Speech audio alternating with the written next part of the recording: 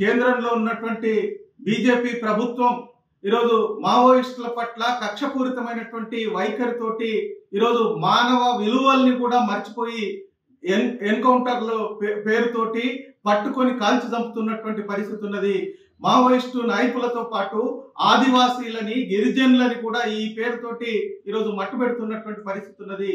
ఏ చట్టాలు కూడా ఈరోజు మనుషుల్ని చంపేటువంటి హక్కు లేనటువంటి పరిస్థితుల్లో ఈరోజు మనుషుల యొక్క విలువల్ని మర్చిపోయి నక్సలైట్ల పేరుతోటి ఈరోజు విధ్వంసం సృష్టిస్తారనే పేరుతోటి ఇతరులు ఎవరి చేతిలో గన్నున్నా అది ప్రజాస్వామ్య విరుద్ధం అనే పేరుతోటి ఈరోజు చంపుతున్నటువంటి పరిస్థితి ఉన్నది. దీన్ని మేము తీవ్రంగా ఖండిస్తా ఉన్నాం. ఎవరైనా తప్పు చేస్తే పట్టుకొని చట్టబద్ధంగా శిక్షించేటువంటి అధికారం ఈరోజు ప్రభుత్వాలు కోర్టుల ద్వారా కల్పించబడి ఉన్నాయి.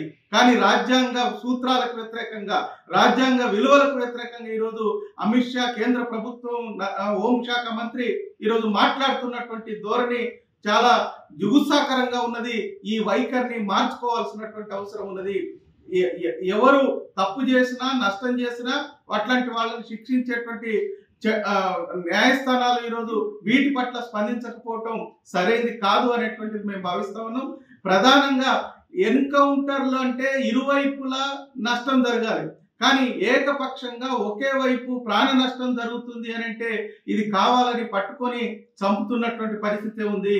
ఇటీవల చంపినటువంటి హిడ్మాని ఆ పద్ధతుల్లోనే వాళ్ళు పట్టుకొని బంధించి ఈరోజు హింసించి చంపినట్టుగా అనేక మంది ఈరోజు మేధావులు అక్కడ చూసినటువంటి వాళ్ళు మాట్లాడుతున్నటువంటి పరిస్థితి ఉన్నది.